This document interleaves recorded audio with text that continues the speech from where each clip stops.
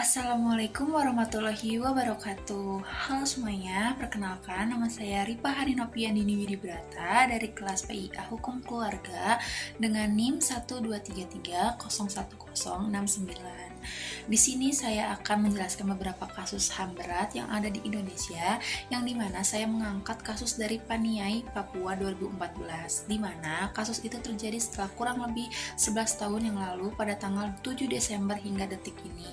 Belum ada kejelasan tentang bagaimana kasus ini dapat terselesaikan dengan baik dan hak asasi manusia ini benar-benar dapat dirasakan oleh masyarakat Papua. Selanjutnya, saya akan menjelaskan bagaimana kemudian kronologi dari kasus yang saya ambil ini. Kasus Paniai Papua melanggar prinsip-prinsip dasar HAM universal sebagaimana tercantum dalam Universal Declaration of Human Rights (UDHR), terutama terkait hak hidup, kebebasan dari penyiksaan, dan hak atas perlindungan hukum. Pada peristiwa tersebut terjadi penembakan oleh anggota TNI yang menyebabkan 4 orang tewas dan lainnya luka-luka, termasuk luka tembak, luka robek, dan luka iris. Hal ini menunjukkan pelanggaran berat terhadap hak atas kehidupan pasal 3 UDHR. Kebebasan dari penyiksaan dan perlakuan yang merendahkan martabat manusia itu ada di pasal 5 UDHR, serta hak atas keadilan dan perlindungan hukum ada di pasal 7 dan 10 UDHR. Pelanggaran ini dikategorikan sebagai pelanggaran HAM berat dan penganiayaan secara sistematis dan meluas terhadap penduduk sipil. Data dari pengadilan dan Komnas HAM, penuntutan terhadap pelaku belum sepenuhnya efektif karena adanya putusan bebas terhadap terdakwa utama. Sementara pertanggungjawaban komando dan pihak-pihak lain yang terkait belum diproses secara menyeluruh. Negara sebagai menjamin perlindungan HAM harus menjalankan tanggung jawabnya dengan memastikan pelaku pelanggaran diadili secara adil dan transparan, serta memberikan perlindungan dan pemulihan kepada korban. Ini termasuk pembentukan peraturan undang-undang yang melindungi HAM dan penguatan pengadilan HAM agar bisa menegakkan hukum secara efektif.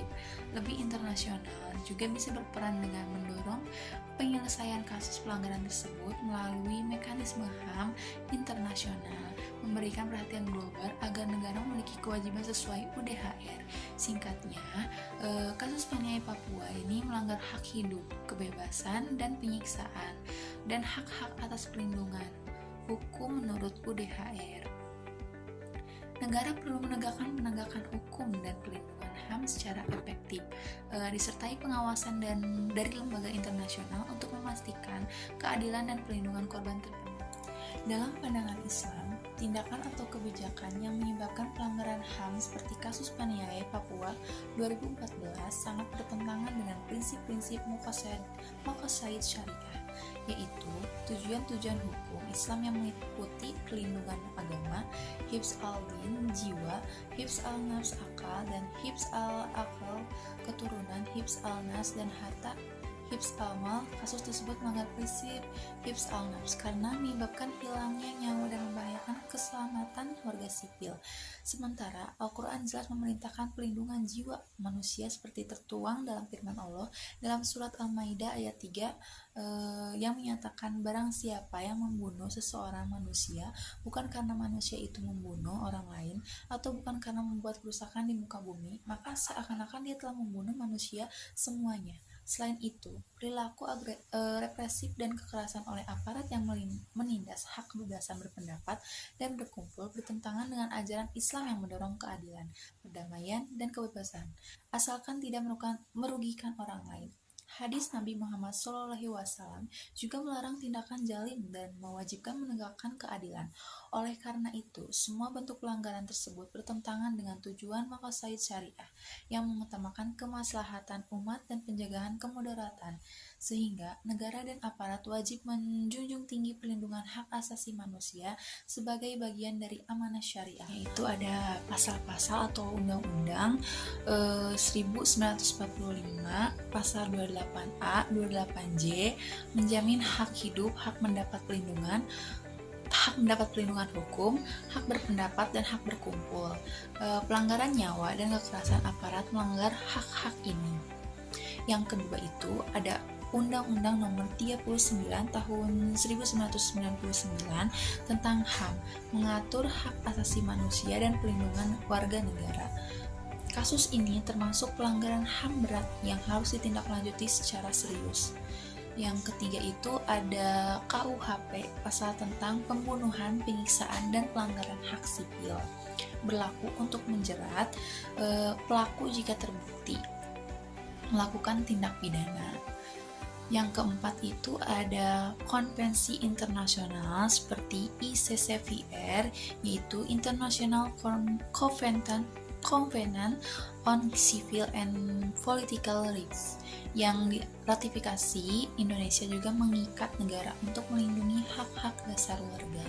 Selanjutnya, faktor penyebab pelanggaran HAM dalam kasus Paniai Papua itu sangat kompleks, melibatkan faktor politik, ekonomi, sosial, budaya, dan keamanan yang saling terkait.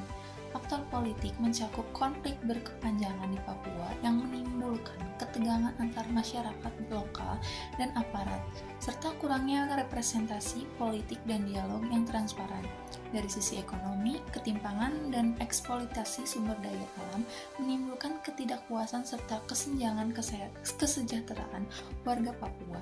Faktor sosial dan budaya turut mempengaruhi karena adanya diskriminasi, perbedaan budaya, dan marginalisasi masyarakat adat Papua. Sedangkan faktor keamanan menimbulkan pelibatan aparat berlebihan yang berujung kekerasan dan pelanggaran HAM. Hubungan antar faktor ini menciptakan lingkaran konflik yang memperparah pelanggaran HAM di Paniai.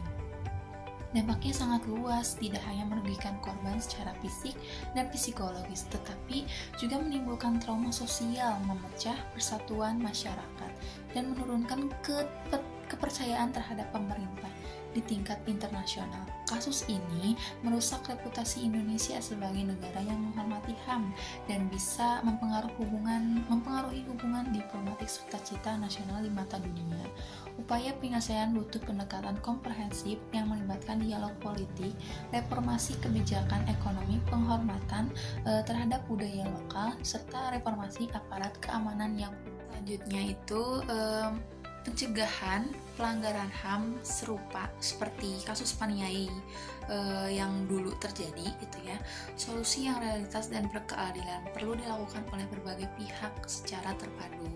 Pemerintah harus mengedepankan dialog terbuka dengan masyarakat Papua untuk menangani akar konflik politik dan sosial secara inklusif, memastikan representasi dan hak-hak adat dihormati.